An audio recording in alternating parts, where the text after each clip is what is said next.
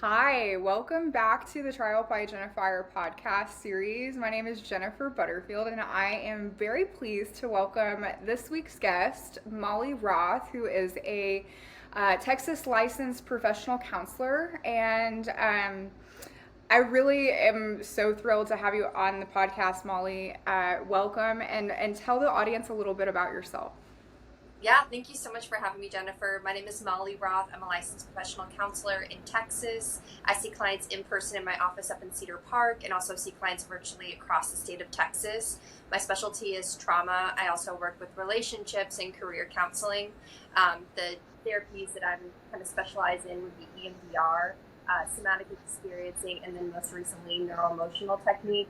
And these are just all tools that I use to help my clients process trauma, to get unstuck, to heal, to grow.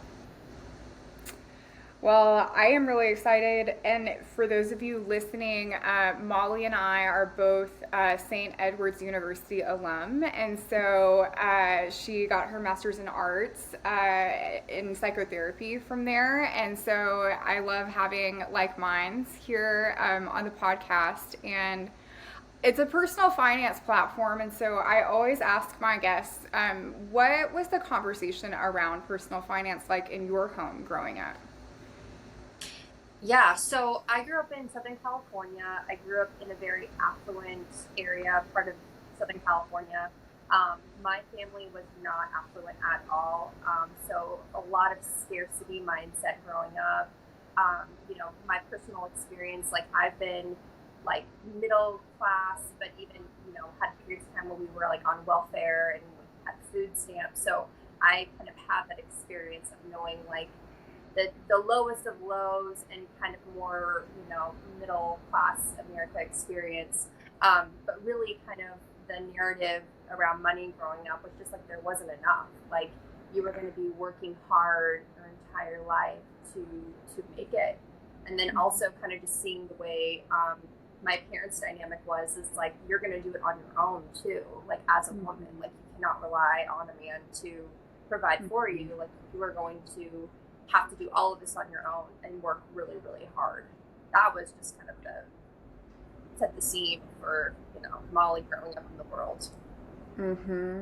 Yeah, I got the message, please don't get pregnant young, Yeah. because I can't take care of you and a baby. And so that was ingrained in me. And here I am, 32, and I still, haven't had kids. But, I think too, I relate with that so much. And I think a lot of people who are listening probably do too. And, I think the generation, we're pretty close in age, but I would say, the generation that our parents grew up in and their parents too, so much different economy, different landscape politically, socioeconomically, the way that the world had developed technologically and the way it is now are just very vastly polar opposites almost in a way. I Yeah. feel like everything's much more fast paced these days. So Yeah. uh, It's interesting seeing like my grandparents, like still that traditional,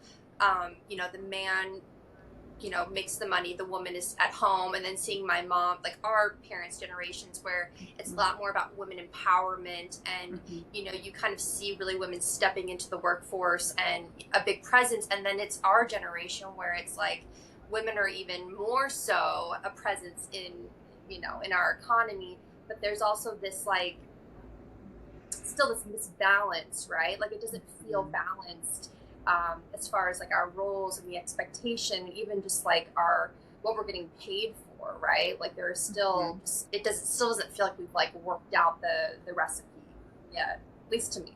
No, totally. I completely agree. I feel like the opportunity we've been afforded in our generation is so many strides ahead of what, my mother experienced. Like my mom, when she was in school, they outlawed segregation and started forcing busing to integrate the school system. And I can't even imagine like how tense and charged that was at that time, and like how much bravery that took, but also like information is just traveling so much faster these days. Oh, And I think too, like what's interesting with our workforce in terms of like women making money, we're seeing the baby boomers starting to retire finally. Y'all like, but and that's the thing too. It's like I think also what's concerning is like, yeah, I mean, we're in late stage capitalism, and I have a tendency to lean even more kind of conservative,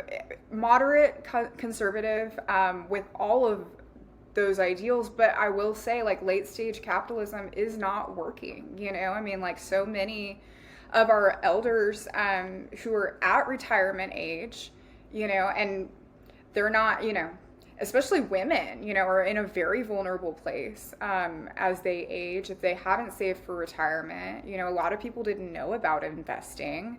Mm-hmm. Um, so many factors to consider. Okay, so I think now is a good opportunity. I know you have a very amazing understanding of neuroscience. Can you break down the neuroscience of poverty? What happens to the human brain and development when a child is living in poverty? Yeah, and like for a question like this, I always immediately go to the adverse childhood experiences, that survey that really kind of captures. It doesn't capture everything, of course. Like questions about like racism and you know, just other kind of environmental factors aren't considered. But I just love it because it does talk about how an experience like growing up in poverty can really adversely affect you, not only as a child but into adulthood, and then what you're passing on to your own kids. So if we think of poverty as an adverse childhood experience, as you know, a trauma, as a stressful environment, right?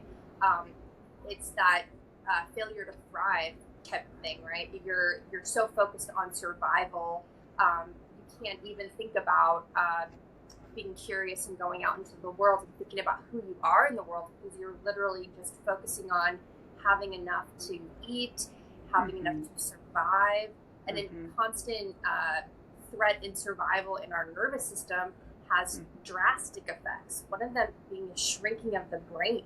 So thinking about like maybe having an underdeveloped prefrontal cortex, which is how we make all of our wise, important decisions.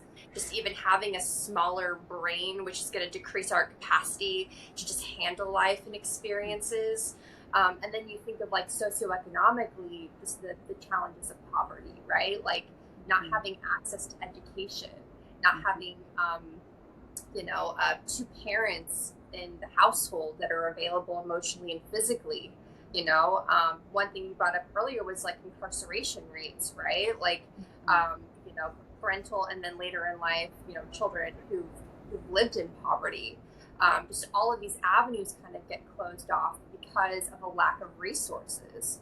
And that's where I've seen like there's been a lot of promising legislation, but I still think it's not trickled down to like the personal level and like how do we solve this daily, right? How do we really address these adverse childhood experiences so that we're not only just helping the kids today, but like helping the kids of tomorrow. So we just end these generational patterns. Yeah. For those of you who are not familiar with the ACEs test, I want to touch on a couple things in response to that before we get on to the next question, because we will link a way to take the test in the description of this podcast. But I was first introduced to the ACEs test through a fellowship I was a part of when I was a student at Austin Community College through the University of Texas, through their education department. And we had an opportunity to collaborate with two of the doctorate level professors there, and they exposed us to, and again, the prison to, or the pre-K to prison pipeline. And so it talks about these socioeconomic pressures and like systemic poverty, how behaviorally, you know, these students are being disciplined in class, but when they're going home, it's like, how are they supposed to focus on their homework if they're watching their mom get beat up by their dad, or like, you know, their parents just aren't even home? Or, and I mean, I think about too, and I have like goosebumps talking about this because it's so like it just it rises this compassion in me and like emotion, because their children, and it's like our job as adults is like to create a loving and safe environment where we can protect children, and so many of them are, ending up in incarceration and imprisoned, but before they're even getting a high school diploma, they join gangs, they start selling drugs, you name it, and it's like they're only doing as good as what they were given, and that continues to go on throughout human history. And you look at the place in which these people are coming from generationally, and it turns into a big conversation of dominance and power and slavery and things like that. But yeah, I mean, I think too, like the lizard brain. Can you elaborate a little bit on that? You and I have had conversations about this quite in depth, and what happens to the brain, like when people are experiencing trauma and things like that. Absolutely. Well, and like the lizard brain being like the first part of the brain that gets developed, right? It's like your biological instincts, this it's the decisions that are made for you by your body when you're under threat. So it's we start life that way. You think of babies; they're so reliant on their mother or either just their caregivers in their environment for survival. Babies are only concerned about what, eating, sleeping, and pooping, right? Like that is our kind of biological basis. And then a baby develops and then they start learning about play and attachment and all of those wonderful things. But then you think about that baby growing up in an environment where it's not safe, right? Maybe they don't have enough food. Maybe their sleep is constantly disrupted because of fighting or chaos. And then they move into the attachment phase, right, where they're trying to build that attachment with their mother, but their mother's not there, or there's no caregiver there, and they're having to self-soothe and find those coping mechanisms when they don't even have those resources available. You don't even develop a parasympathetic nervous system, I think, until 18 months. So wow. The ability to self-soothe is dependent on your caregiver until you're like a year and a half years old, right? So it's like, you think about how poverty and a chaotic environment can just set you off in life in a certain direction. And then if you never have any kind of intervention, you are just replaying this narrative that probably goes back generations and generations and generations, and kind of feels like helpless, right? Of like, this can never change.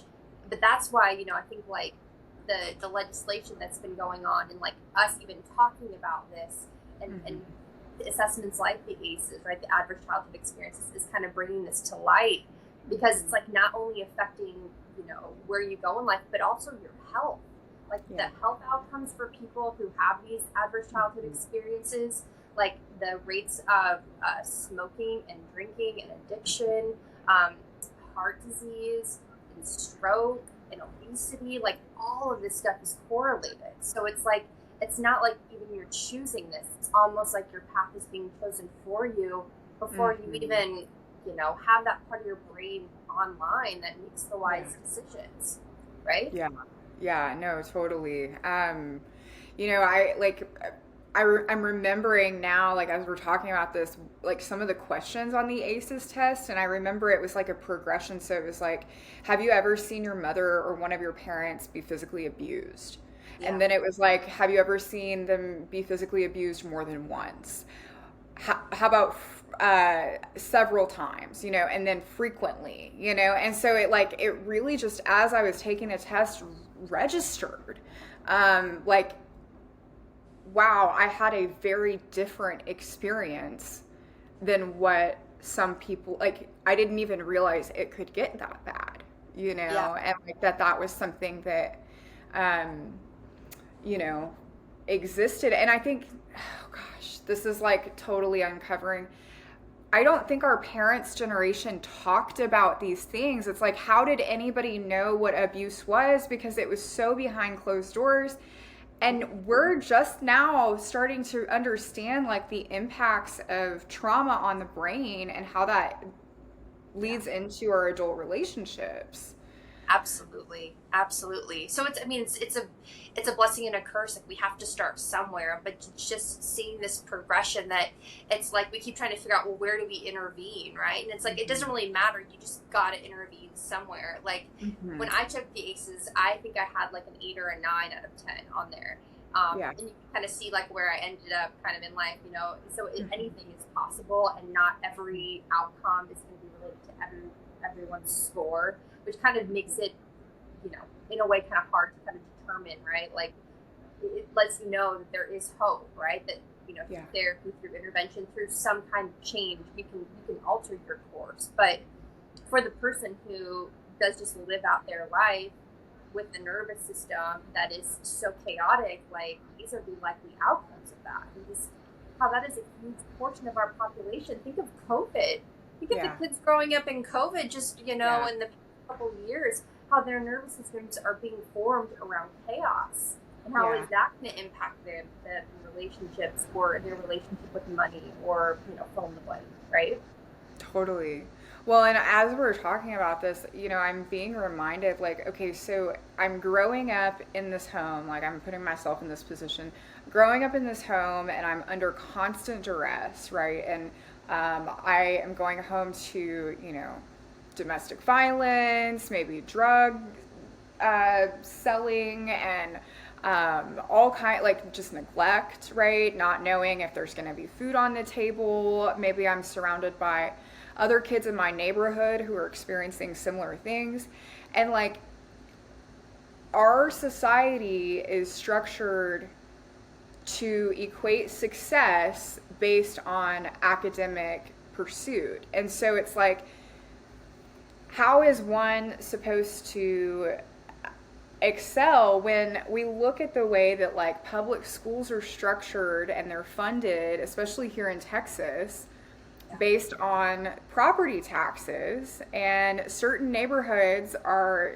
impoverished, and so their schools are way underfunded. They're like Title 1 or Title 9. I can't remember exactly which one it is, but they, are even declared like this is a severely underfunded school. And so you see not only their inability with their brain to come into class on a daily basis and absorb information and learn, but also the behavioral impact too, right? Where there is probably repeated violence, or, maybe sometimes a language barrier, or, Yep. just a number of different things. So, um, yeah, I don't think it's fair to talk about the implications of being subjected to prolonged poverty without talking about the big picture of how socioeconomic factors contribute to the generational cycles. And can you speak to that? I mean, we're like opening it as we go, Yeah. but Yeah. I think I mean, it's totally a system issue, you know, and it's also like, even though we have a government that is trying to, you know, at least in legislation, trying to support underserved um, citizens, right, and these populations that are struggling, it's like, is that what is actually manifesting, right? Like, is that what we're actually seeing? Because what I see is, I see we have teachers that are underpaid, um, Mhm. that are undervalued, that are overworked, that aren't trained to handle kids who come from low socioeconomic backgrounds, or the great Yeah. ethnicities and minorities. Maybe there is the language barriers. They've got 60 kids in a classroom because they don't have the funding to pay these teachers. So not only do you have kids coming in who are just trying to develop normally in an abnormal situation, but then you have a system not set up for them to thrive, and you have educators who are also burned out and struggling and have trauma and undereducated. And so it's like, it's not a system, I think, that's set up to succeed. You Hmm. know, I think it is a system that is always going to kind of keep unraveling until Hmm. when, I don't know. I think we're kind of hitting that threshold now where people are Yeah. just realizing like things are not working, you know, and it's like the rich are getting richer and the poor are getting poorer. And there is this huge gap between the two that just keeps growing and growing and growing. And it's like, I think we're like treating the symptoms, you know, we're like, let's throw money here and let's like do some advocacy here, but it's such a deeper, you know, issue to really change a system, you know. And then it's like, where is that going to put pressure on other parts of the system if we change the system? Because I think it does. I think a huge part of it is education, but then I also think it's like what's, like you said, what's happening at home, and that is so much of a harder thing to regulate and to make change in. Oh, totally, totally. I like it. There's so much to cover on this topic, but like, it's just bringing me to this present moment so much because, like, the first thing my brain goes to is like how grateful I am for like what I have been given, and it hasn't always been perfect or in comparison to some of my other peers, but I will say like there has been many blessings, you know, and I look at some of the folks that I went to certain programs, like I did the Explore Law program at ACC with the University of Texas in Houston Tilliton, and we had students in that cohort that have overcome just so many obstacles and are excelling, you know, and like have been given these amazing opportunities like at Georgetown Law. And like, you know, I just, it gives me chills to think about the odds that they have to defy when faced with these challenges. And Absolutely. as far as like, so I have a few friends that are teachers, you know, and so I'm curious, like, if we were speaking to those teachers, I mean, like a brief synopsis of like what you might suggest to them, right, to like maybe help self-regulate or co-regulate with their students, what would that look like? Yeah, it's funny because I have a few clients who are teachers, and one of the first things we talk about is how the system is not set up for them to succeed. And that Yeah. is like the baseline is like you trying to make this work as if this is normal and you do have the support and resources is crazy because is not a system that is set up to support students and teachers. So that's kind of the baseline. And so is knowing that is that how can I take care of myself the best way I can? For a lot of teachers, it's been finding a whole nother career or something to get them out of that system. For the teachers that are in that place where they're so burned out that they can't right continue on. For the teachers who are maybe starting out or kind of newer or they are still really passionate about the work they're doing, it's kind of breaking down. I like to use like that wheel of wellness idea where Hmm. there's like 7 different areas of wellness, right? I wrote it down because I cannot remember this off the top of my head. So you've got like the mental and emotional, right? So that's like, you know, tending to your emotional well-being, whether it's through therapy, it's through, you know, some kind of way where you're feeling your emotions, meditation, mindfulness, things like that. You've got your physical, so that's not only exercise, but it's also what are you consuming physically, not Hmm. just food, but like what are you watching? Are you doom scrolling, right? Like what are the things that you are constantly consuming, and what is the output, right? How much are you moving your body during the day? So that is a piece of it. Then there's the social, which I think with COVID, um, that is a huge piece that really got cut out for a lot of people. Is that need for connection with some kind of community, whether that's fellow teachers, whether that is like finding a group, whether it's around a religious group, or you know, a specific social group, or around a hobby is always kind of a good idea. Could be even family, you know, depending on you know the person. The other piece of that wheel is the financial. So that's kind of like what we're hitting on today. It's like how are you managing your finances? What kind of budget do you have? Are you even budgeting for fun? Like, are you actually Yeah. creating a place in your budget for like, you know, going out and doing Mhm. fun things or buying Yeah. things or right? Like that's piece two. You've got the spiritual, which that, you know, can be so many different things, but it's like, do you have a mindfulness practice, a meditation practice, a yoga practice, a religious practice? Like, what are you doing to connect to the present moment? And that can be so many different ways. Um, you have environmental, which can be the global environment, right? Like the impact that we're having on our environment, or your personal, like what does your space look like? Does your space feel good, right? Clean. Like Right. clean for sure. You know, working with what you have, you know, even just rearranging your room to feel more kind of in that flow, right? And then the final one is vocational. So just in this, for, a teacher, that could be talking about like, where do you see yourself in 5 to 10 years, or what would you love to be doing? Like, do you want to continue teaching one-on-one? Do you want to move into administration? And a lot of that kind of centers on the person's values, right? The things that are important to them. So that's a piece of it, is just seeing where they kind of fall on that wheel of wellness, like what percentage of time is being given to each one. But then even going a little bit further is looking at the Maslow's hierarchy of needs, right? Yeah. Like if you have someone who can't even meet their basic physiological needs like water, food, shelter, it's not going to really matter where they're dividing their time, because their system Right. is already super dysregulated. And so that has to be the first component. Like if you're not making enough to afford food, like how can we get you the resources so that you have food and you're not worrying about that, or water, or electricity, just these things you need to survive. And then you kind of keep moving up that ladder, once you get to kind of top 3 rungs, which are more about social and self-actualization and friendships and love, you can probably address that wheel. But it's like, if you're not even feeling safe in your environment, it's really hard to make any kind of lasting change.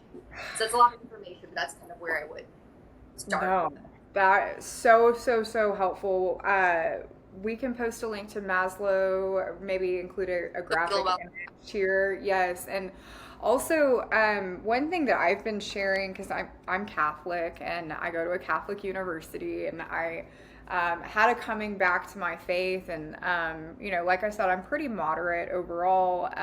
But I would say I have a lot of people in my life, because I've been in recovery from alcoholism and substance use for 4+ years now, and I come across a lot of women, specifically.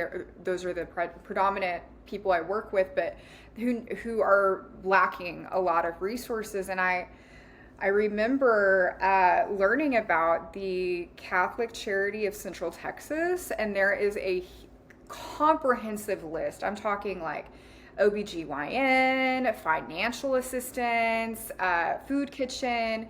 So I will post a link to that as well, because I think there's at least a good place to start. It's not all Catholic based. You don't have to be Christian or Catholic even to receive those resources. But I will say that the Catholic Church is one of the richest nonprofit organizations in the world. And so they do have quite a bit of resources available to serve those in need.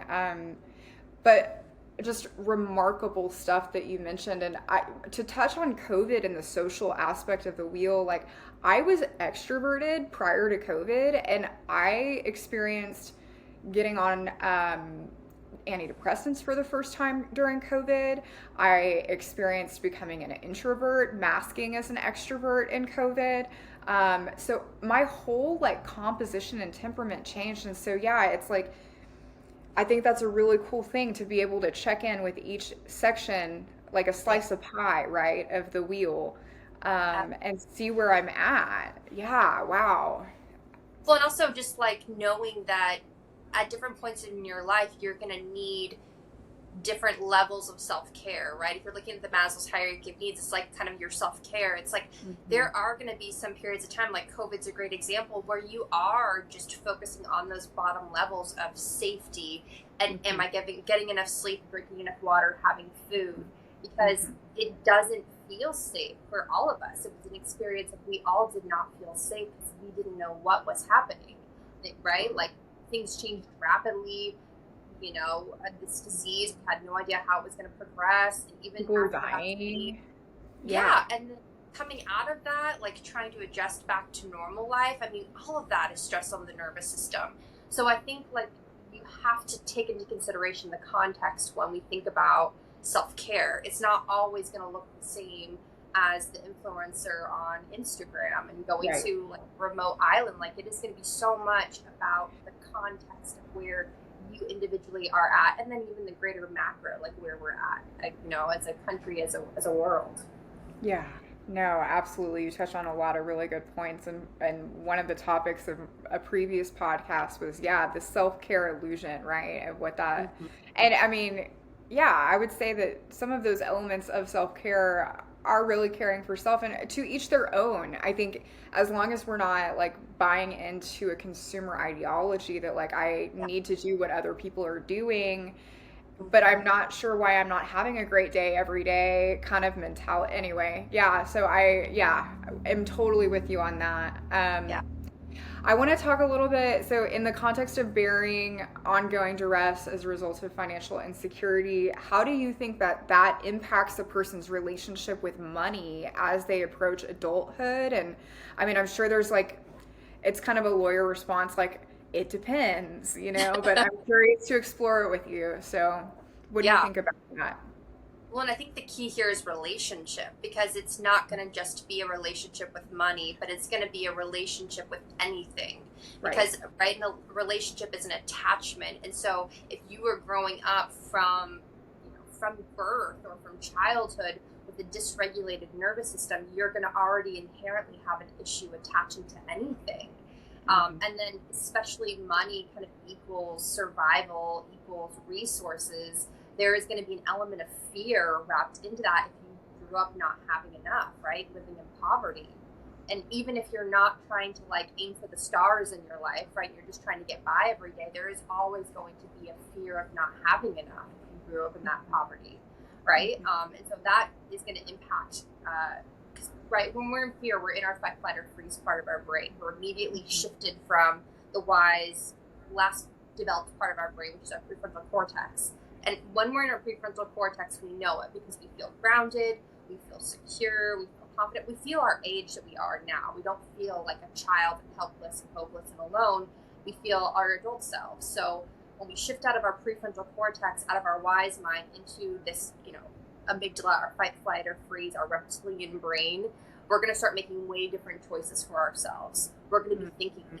tunnel vision, survival, and that's not always going, most times, it's not going to really serve us. It's going to kind of keep us in this path that we repeat generation after generation. If we want to get out of that, we've got to move to our prefrontal cortex and start making decisions from the wisest part of our brain.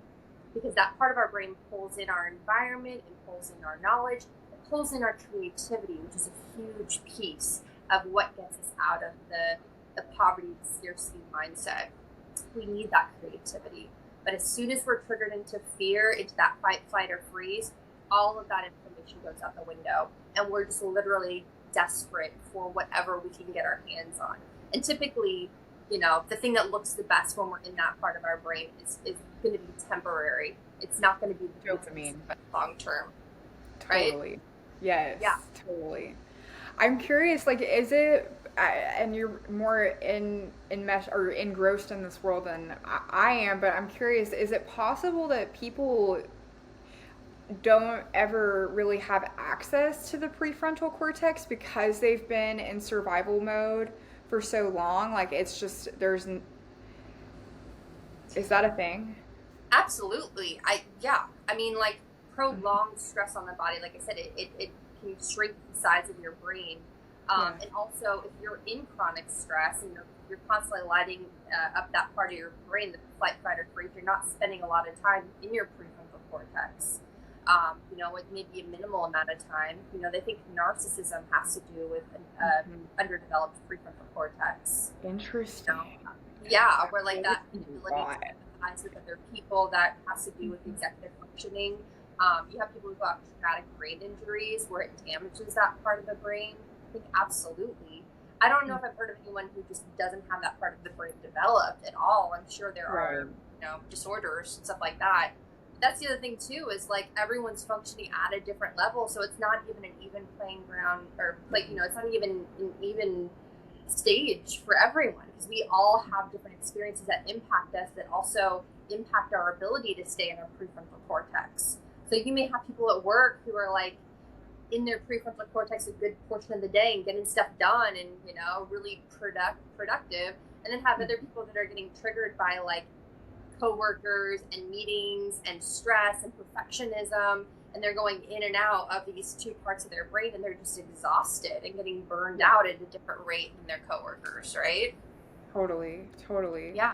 Well, and what I'm hearing, right, is that the prolonged impact of poverty psychologically is trauma, right? Like that's what we experience. We internalize that. It maybe um, disables our ability to access the wise thinking prefrontal cortex of our brain, and then also like um, can like long term create like habituation around impulsivity, which can contribute to repeated poverty, you know? And so it's like, um, what what are the most in your practice, like the most profound tools that you have been given to facilitate trauma healing? And can you talk a little bit about how that works, how trauma works, and how you know the methodologies and modalities that you've learned and have exercised that have been effective work with trauma and the brain to kind of uncover that? Yeah, and I don't think it's like a one size fits all or a one technique, because like Yeah. what I'm kind of discovering going through this process and just helping people and doing my own healing of just how much it really is, it is that wheel of wellness. Like the mental and emotional aspect is just one slice of it, but it's like if you're devoting all your energy to therapy and to doing different techniques, but you're not taking care of your physical health, you're not watching your spending, you're not, paying attention to your spiritual life or your friendships, it's still going Mm-hmm. to be off balance. So it's like what I'm trying to do is collaborate with other practitioners and come up with more holistic kind of treatment models, and even just what I talk with clients about in sessions, so that we're not feeding this like false idea of what healing is. It's you're not going to be solved by just upping your self-care. It's going to be a total lifestyle change, a total mindset shift. So one of the things I like to help with that would be EMDR, eye movement desensitization reprocessing therapy. And so the kind of idea behind that is that um, it helps to build a bridge between the two parts of your brain that are not talking when you have trauma. So the part that's holding the trauma is the fight, flight, or freeze, the reptilian, that part of the brain. And then you have the wise part of your brain, where you want to be in most of the time. When you have trauma, those two parts of the brain are not talking. Because when you go through a traumatic experience, it doesn't really matter. Wise part of your brain doesn't really matter. You're just thinking about survival. I got to get through this. And so when an experience is so traumatic, so overwhelming to your system, your wise part of your brain is long gone. You're not thinking about that at all. And, it's out of your window of tolerance. So EMDR is trying to build a bridge there so that you can put that experience in the appropriate place in your timeline, right? You can put a context to it, which all requires that prefrontal cortex. So we build that bridge through bilateral stimulation. EMDR was developed for eye movement, so typically it's a back and forth bilateral, between the two hemispheres of the brain. But how I do it in sessions is holding tappers, which are just they're buzzers in your hand. Other therapists use a light bar, which is just kind of a light that you follow with your eyes. With COVID, we've done a lot of virtual, so it's kind of tapping on your shoulders, tapping on your knees. But the idea is you're desensitizing a traumatic experience and reprocessing it through the bilateral stimulation. And that just helps remove so many blocks. Not only like a traumatic experience, but even just like a negative belief about yourself, or even like it's safe to feel my feelings can be helped with EMDR. So that's one thing I always use in my practice, or try to introduce, because I think all of us have those blocks, especially after COVID. And, because we don't have perfect parents, right? It just, that's, how we come out is we've got our blocks. But I also use somatic work, so somatic experiencing in combination with EMDR. And so soma is body. So it's really trying to get clients into their body to find safety within their body. A lot of it is just noticing your internal experience kind of in little bits so that you start to get more comfortable. And then the last one is the therapy I'm getting certified in now, which is neuro-emotional technique, NET. That's very similar to EMDR and kind of does it a bit faster, but it uses muscle testing. So you have clients kind of testing their arm, and it's about congruence and emotions, like being congruent with your emotional experience, which is that same idea of like building a bridge between the two parts of the brain. So that one I do in person only right now, but the rest of the therapies I can do virtual. And kind of that idea of like, we want how you feel and how you think to be congruent, to feel congruent.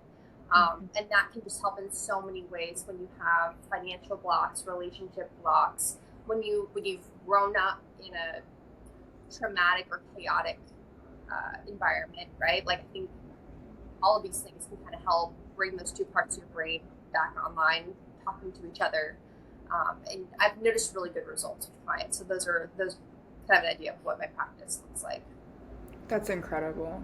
Yeah, thank you so much for sharing such like a comprehensive understanding. And it's so wonderful to hear that like there are effective methods out there that exist, because I think like what EMDR was kind of created or tested, being researched like what in the 80s maybe, and so it's still really recent. I mean, the past 40 years, when trauma has been occurring in human history for all of human history. So it's like, this is groundbreaking in a lot of ways, and to see it continue to be developed, to develop our understanding of the way that the brain works so that we can break out of these generational cycles of poverty, defying the odds, etc. I mean, I think that's profound. Absolutely.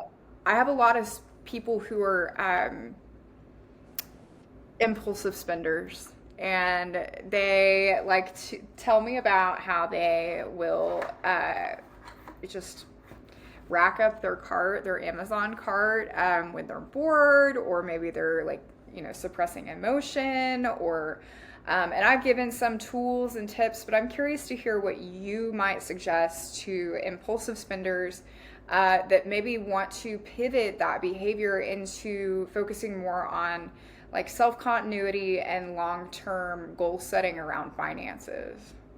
Absolutely. And I think like when it comes to impulsive spending, I think it doesn't have to be as far as like an addiction, but I think it's in that same vein. You could think the same way of like binge eating, overeating, overdoing anything, really overworking. And I think there is such a correlation between people who have adverse childhood experiences and these kind of behaviors. And I think a lot of it has to do with being able to regulate your emotions and regulate your internal physiological experience. But I think also it's a chemical imbalance in a way. It's like if you grow up with prolonged stress, your hormones in your body are going to be thrown off, because cortisol will do that to you. It's going to throw off your testosterone, your estrogen, even your ability to produce dopamine, which a lot of times that's what we're seeking through some of these like overdoing behaviors. We're seeking that little bit of dopamine. So I think it always starts with a psychoeducation piece of like just understanding what's happening in your body. But then what you can do is bringing in mindfulness. And I think that is a kind of a first piece of it, because your ability to sit with your emotions and sit with your experience is going to dictate how much control you're going to have over your behavior.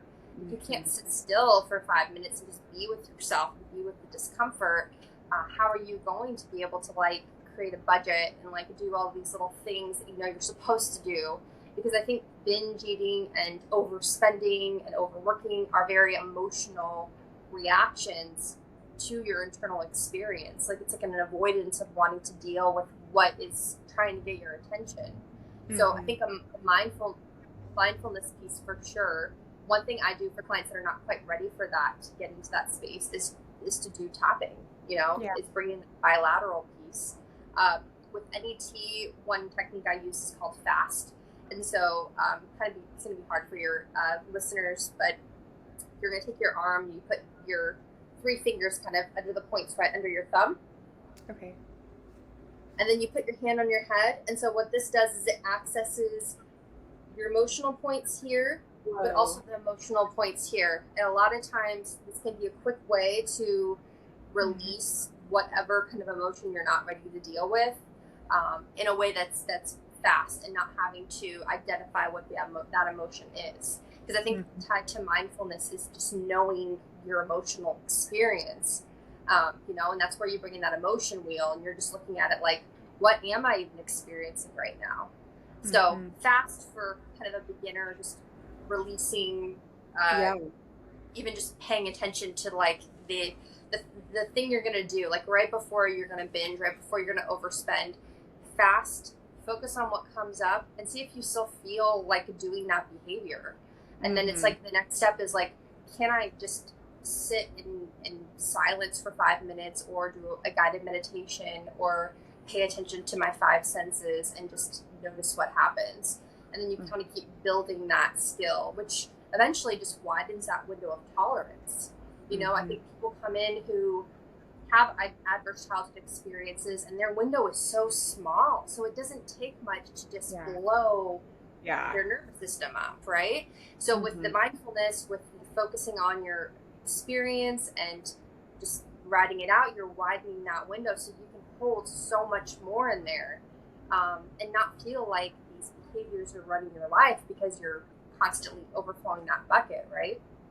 Totally. And for those of you who are listening, don't do this while you're driving. But yeah. So yeah, a full hand, open hand on the forehead, and then Yeah, reaching over the wrist, like you're yeah, feeling your pulse, and so your exactly. fingers are on the top part of your wrist. And Right man, underneath your I thumb. yeah, and I felt that. Like that was powerful. I mean, Yeah. instantaneously. Glad you shared that with me because I could use that for sure. Um, okay, before we move into some of like the wrap up questions, it's hard to want to close this conversation because it's like so good. I'm curious, like so, and we talked a little bit about the wheel of wellness with suggestions for teachers, but what about like I mean, that's in the classroom. So, what about like families and parents, and then also individuals? What can they do to break this cycle of poverty, in your opinion? Like, it's a big question, but like, what are like practical applications? I mean, I know you mentioned like certain tools. I know therapy is very helpful, but what suggestions might you have in addition to those? Yeah. So what I would first suggest is like, even just looking at that Maslow's hierarchy of needs, just seeing where you fall on that. Like, is the majority of your energy in the day being put on that bottom level of Right.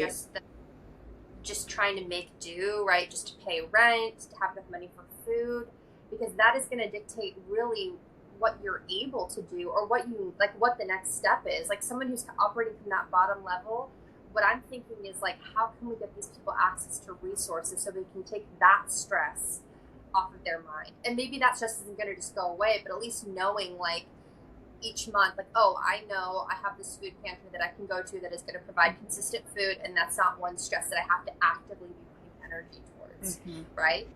And so I would say kind of just assessing where they are on the Maslow's hierarchy of needs, and then I would say if you're kind of out of survival safety, like you're in a safe environment, you're stable, you have access to the resources that you need, I think that's then where we kind of bring in that wheel and just kind of seeing which really, like, where is my energy going on that wheel? Like maybe all of my energy is going towards taking care of my kids and making money, and I have no time, like I'm not spending any time for my physical health or social health or spiritual health, right?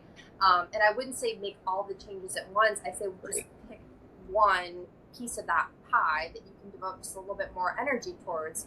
And I think that is going to be such a snowball effect in a really good way. It's like you kind of start that movement in a positive direction, and then you realize you have more energy to devote to more parts of that wheel. But I mean, you've got to just kind of start somewhere, and sometimes it's really obvious. Other times, not as much. Maybe if you have enough resources, you don't know where to start. And I would say, kind of pick the one that seems like the most fun, or the brings you the most joy, brings you the most light. It's a good guide And factor. it's not always going to be therapy. Like I think right now we're so much like go to therapy. It's not always going to be therapy. Sometimes it's going to be joining a gym. Sometimes it's going to be going to a meetup group. Sometimes it's going to be going to church, getting a new job, talking to HR to get a promotion. Like it may look a lot of different ways, but I think like I like the Maslow's hierarchy of needs, because I think that is going to dictate what your next step is and kind of what the context is that we're looking at. And that way you can kind of tailor it to each person, to each family, and kind of each need. But I think, for people who are really struggling in poverty, access to resources, education, support, like there's so much free support out there that I think people don't even realize it's out there, or they feel shame about needing or asking for. Totally. But it's like you can't do the work to better your situation if you don't have the basic resources that you need to survive. It's just not going to happen. You can't go all the way to that self-actualization piece if you don't know where your next meal is coming from. And I think that like so much of the narrative that's getting pushed is that we're all supposed to be, trying to go after self-actualization and go after, being the CEO of a company. But it's like it happens in small progressions, and that's what's going to keep it consistent too. And that's where you're going to see the success, is those consistent little actions over time. Mm-hmm. Yeah, and I think this kind of ties into the next question, but it's almost like touching on what you said about everybody's trying to become the CEO without getting their basic needs met, and it's like it's almost as if I think people think, oh well, if I consume and I look the part, right, then that equates that, but to having made it, right, because I have the same things externally as the CEO, whereas like really what that looks like is, driving the same truck for 20 years, maybe not that extreme for some, but like, I mean, I think too, like there's a balance, right? It's like what shade of financial wellness do you want to pick? But I think too, like so many people try to run before walking, and it's like, okay, well, are the bases covered? Like, do I have 6 months of emergency savings in the bank? Is my money making money? Do I have a retirement account? Am I maxing it out every year?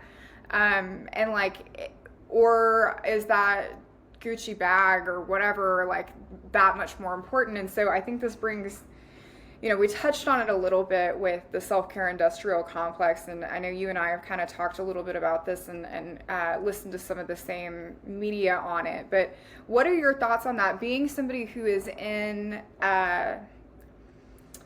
you're conducting therapy every day, and I think that actually was the basis by which the term self-care was coined in the 70s. Women were encouraged to focus on their mental health, and so self-care was something that was born. And I'm curious to hear what your thoughts are, because I mean there's these trends on TikTok and Instagram of like, the really nice couch and the yoga and the lemon water, and it's like if you get up at 5 a.m. and do these things until 9 a.m. before work, you're gonna have a great day every day. And I mean, maybe the first time I do that, like I've got the placebo. I don't know. I'm curious to hear what the industry, so many young women I think are pressured to it's geared towards women essentially, but yeah. Absolutely. And I think it's like making self-care sexy and like aesthetically appealing. Yeah. But when I think of self-care, I think of it as so messy, because I mean, to take care of ourselves, we are messy, pooping, peeing, shedding skin daily. Like we're not these aesthetically model-esque beings. Like we are very much primal and animalistic. So like when I think of self-care, I am thinking in that way of like, what does this like system need? Which is not what social media is telling you that you need, or that your best friend Becky is telling you what you need, or what Vogue is telling you that you need, but actually being embodied enough to listen to your system.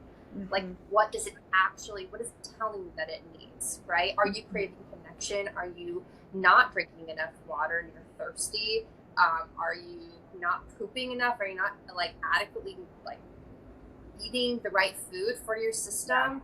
Are you moving enough, right? Like these just basic bare bones kind of ideas, and yes, like you could make it very extravagant, but then I think that ends up being a barrier to entry for people, right? It's like, well, I don't have 10K to drop on my self-care routine, so I can't participate in this.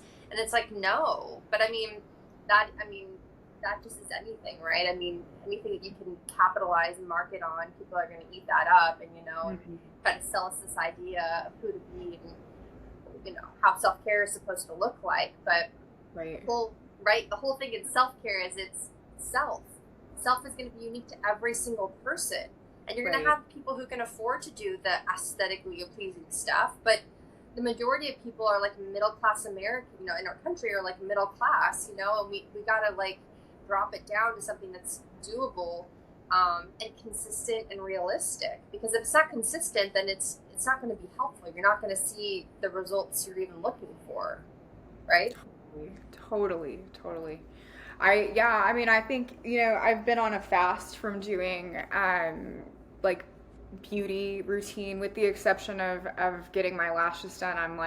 I'm on camera a lot, and I personally really love supporting the young woman who does my lashes, and I love the business. I connected with the manager and the owner. I've known the manager for years, and it was just a total God moment getting a white elephant gift for a company holiday party one time. But I've noticed because I've quit doing my nails, and as a result, something that's always been a nervous habit of mine when I'm not getting my nails done consistently is that I bite my nails or I pick at them. And I'm strongly considering, because I'm like, oh yeah, this is why I used to do it. And so now I'm at this place where I'm like, okay, like, how can I take care of myself, right? Take care of these things that like do get overgrown, or like, I guess too, it's addressing the underlying anxiety, right? So yeah, I think there's so much there,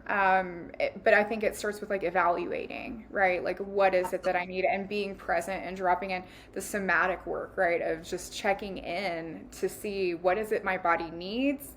Like, is there anything, do I need to moisturize or like stuff like that? So, I mean, thank Absolutely. you for And it's sharing good. all. Yeah, It changes too depending on what your situation is, because like I may feel like I really want a Big Mac, but my budget may be saying like don't be spending money on Big Macs, like so right, we've got to take all that information into consideration. um, but it's not going to be something that someone's going to dictate for you, so right. it's using the wise part of your brain Mm-hmm. again to kind of like taking the information that your body is giving you, to take into consideration where you are on that Maslow's hierarchy of needs and what resources that you have, right, to make an informed decision about self-care. I will say, when you are in burnout though, that is the bottom level, and it's like that just has to be the priority, is that bottom level. And a lot of times that's sleep, that's nutrition, that's Yeah, water, that's exercise. It's just things that just keep your system going. yeah. And I think we forget that, like that, to really prioritize that, so you can shift into a place of like hobbies and socializing Mhm. and growing my career. But it's like we can't get there if we don't address this nervous system shutdown that happens when we get burned out. Totally. And I mean, I know too, here in Texas, we're like looking at 107 degrees every day. I saw a cold front might be coming in. It looks like 98 degrees a couple days in a row later this week. So I am saying a Hail Mary for that. But I know with your practice, you help clients identify their means of self-care outside of sessions. So I know we've talked a lot about those, but like just to focus specifically on that question, what are some of your favorite self-care activities that you've collected over time, or like have heard clients share that you're like, wow, that's a really great way to take care of oneself? Or yeah. Yeah, I think for me, just from the kind of just the person, my personality, I think exercise has just been such a self care. It hits a lot of elements for me. It's not just the physical, but also like I like to do volleyball, so there's like a community and social aspect to that. And then just feeling that accomplishment and everything that I get from that. So that's a huge piece. I would say animals are great. I love my dogs for self care. I know you've got cats. It's just the furry friends. I think we forget those are just really quick dopamine hits, and just even just practicing mindfulness as you're petting your pet. Like, how do they Mhm. smell? How does it feel to pet their fur? Right? Like, how does it feel to like hold them versus just petting them? Like, there's so much that can be brought in with that. So I love doing that with my dogs. I think for me, having downtime and restful time and time that's just not planned is such self care for me, because I think as a business owner, I can just get into the flow of wanting to fill all of my time up to be productive. And you lose that balance when you do that. And so it's getting okay with saying no to things, carving out spaces that are just free time, that are just rest times. And then I think the final one is just prioritizing sleep. For me, I need at least 8 hours type of person. And honestly, there's been a study that said if you have less than 6 hours of sleep, there's higher rates of like dementia and Alzheimer's later in life. So like our sleep is actually super important to our system. Yeah. Wow. Yeah. Wow. That is, I'm a big sleeper too. I went through a period in my life, in the past year, I feel like I'm still recovering from the burnout, but I was doing 7 a.m. to 3 p.m. working at a tax law firm, and then I was going to class from 3:30 to 9:30, and I was not meeting the bottom. Like, I didn't have time to sit down and eat a meal. Like, I was exhausted, didn't want to take a shower, but had to get up and do it anyway. And like, yeah, I mean, there was literally not enough sleep, right? Because I was doing homework outside of classes and stuff. So I'm a sleeper too. I love sleep, and I think that's great. And Molly, I want to say thank you so much. I would love to have you again on another episode because there's like just so much to talk about with this topic. And thank you so much for coming on the podcast. Yeah, thank you so much for having me. I totally enjoyed this conversation, and it's so nice to be able to like just bring awareness to not only like, you know, finances and how adverse experiences can affect finances, but also just talking about trauma and just how real it is, you know. Absolutely. Well, we will make it a point to schedule that, and I will look forward to that, and I hope that the viewers who are listening found this to be helpful. And again, check out the description, and stay tuned for a short clip on next week's episode, and I'll see you all next week.